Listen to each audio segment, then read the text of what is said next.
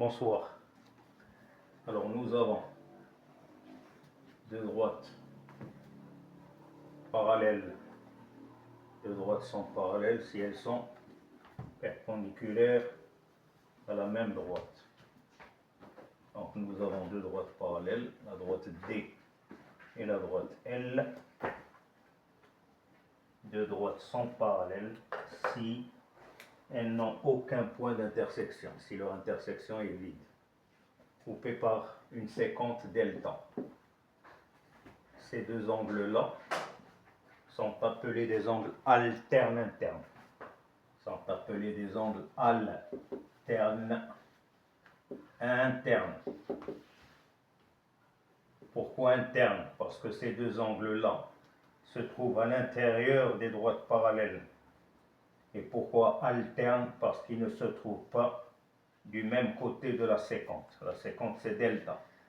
Elle est séquente avec D en A et séquente avec L en B. Donc nous avons le secteur angulaire A1 ou l'angle A1 et l'angle P1. Ces deux angles-là sont alternes internes. Internes, je répète, parce que l'angle A1 et l'angle P1 se trouvent à l'intérieur des droites parallèles, et alternes parce qu'ils ne se trouvent pas du même côté de la séquence. Donc deux angles alternes internes formés par deux droites parallèles sont de même mesure. C'est-à-dire, si par exemple l'angle A1, qui est un angle aigu, vaut 36 degrés, l'angle B1 vaut 36 degrés. Pourquoi? Parce qu'ils sont deux angles alternes internes formés par deux droites parallèles et une séquente.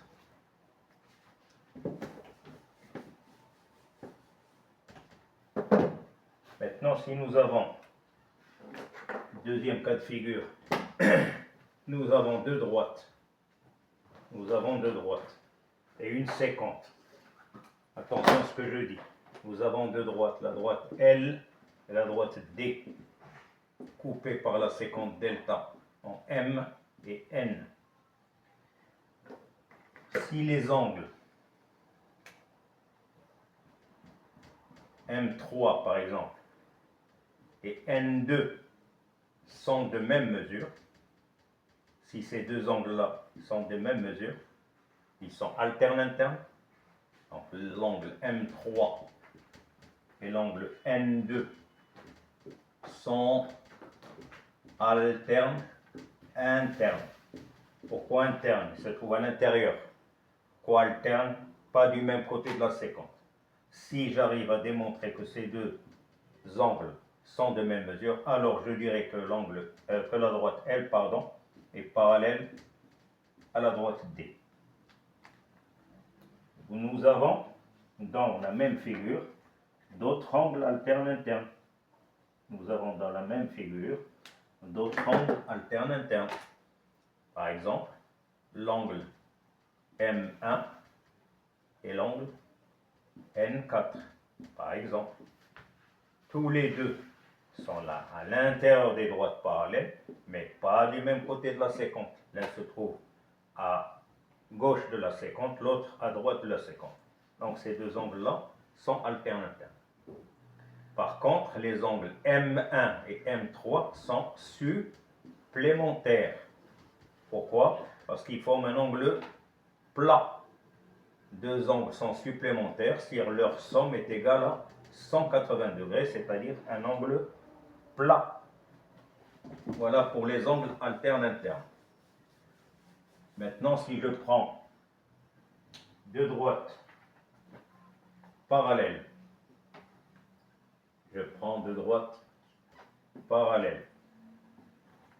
toujours avec une séquence. Cet angle-là se trouve à l'extérieur des droites parallèles. Celui-ci se trouve à l'intérieur des droites parallèles et du même côté de la séquente. Tous les deux sont à droite de la séquente. Mais je dis bien l'un à l'extérieur, l'autre à l'intérieur. Ces deux angles sont appelés des angles correspondants. Donc, deux angles sont correspondants si l'un est situé à l'extérieur et l'autre à l'intérieur et du même côté de la séquence. Par exemple, celui-ci, il se trouve où? Il se trouve à l'intérieur des droites parallèles. Celui-ci, il se trouve où? À l'extérieur des droites parallèles. Donc, ce sont deux angles correspondants. Deux angles, je répète, sont correspondants s'ils sont situés, c'est-à-dire s'ils se trouvent l'un à l'intérieur des droites parallèles, l'autre à l'extérieur et du même côté de la séquence. Et deux angles correspondants formés par deux droites parallèles sont de même mesure, comme pour les angles alternes internes. Attention maintenant, ces deux angles-là, vous voyez bien, celui-là il est aigu, celui-là il est aigu. Nous allons dire qu'ils sont de même mesure. Pourquoi? Parce qu'ils sont opposés. Ils sont opposés par le même sommet. Ils sont opposés par le même sommet. Pour avoir deux angles opposés par le même sommet, il suffit d'avoir deux droites séquentes. Voilà un angle, voilà un angle. Et ces deux angles-là, on dit qu'ils sont opposés par le même sommet. Les droites sont séquentes au point O. Donc O1 et O2 sont opposés par le même sommet. De même, O3 et O4 sont opposés par le même sommet. Maintenant, pour les angles, je reviens sur les angles alternes internes. Il y a une astuce qui me permet de les situer. Vous avez deux droites parallèles, la droite L, la droite delta, coupée par la séquence M, par exemple. Vous avez ici un point A, qui est l'intersection entre la droite L et la droite M. Vous avez le point B, qui est l'intersection de la droite delta et la droite M. Donc, cet angle-là, il est où? À l'intérieur des droites parallèles. Celui-ci, il est où? À l'intérieur. Mais est-ce qu'ils sont du même côté de la séquence? Non. Donc, ce sont deux angles alternes internes de même mesure. Pourquoi? Parce que j'ai dit au départ que la droite L était parallèle à la droite delta. Et pour les situer, regardez, je forme un Z. Vous voyez? Lorsque je fais un Z, ces deux droites-là, ces deux angles-là sont alternes internes. Z. Et même dans l'autre sens. Z à l'envers. Voilà. Toujours le fameux Z. Le fameux Z m'aidera à découvrir les angles alternes internes. Voilà. En ce qui concerne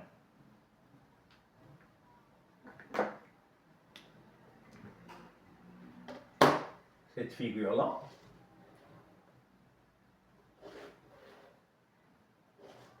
c'est un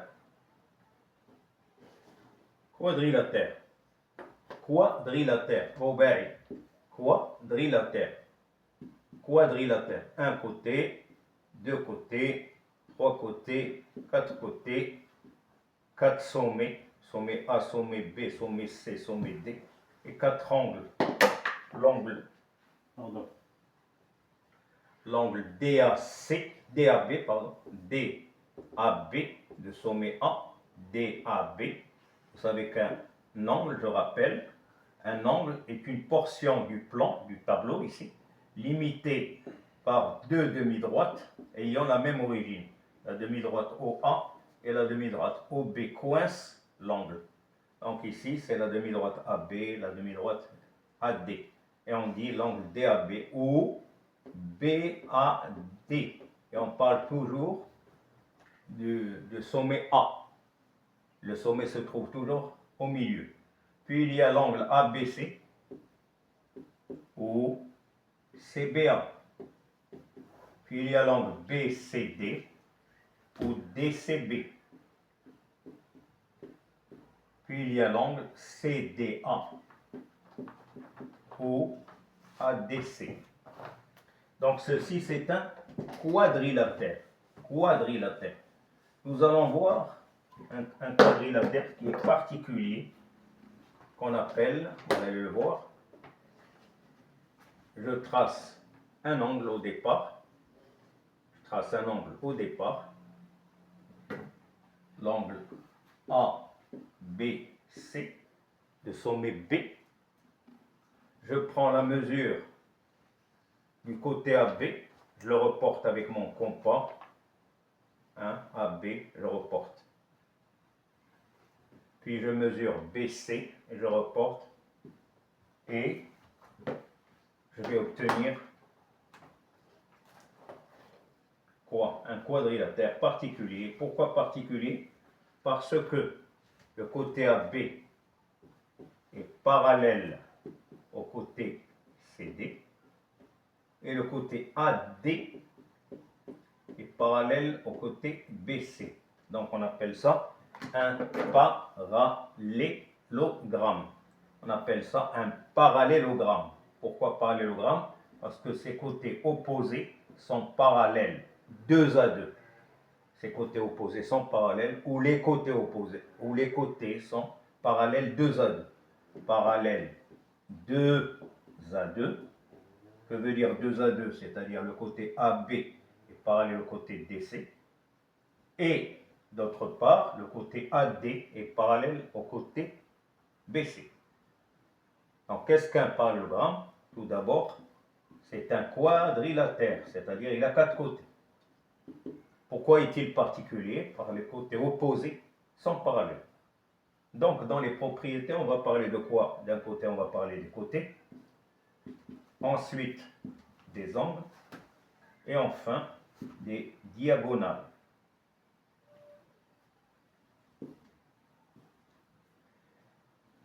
Alors, nous venons de le voir.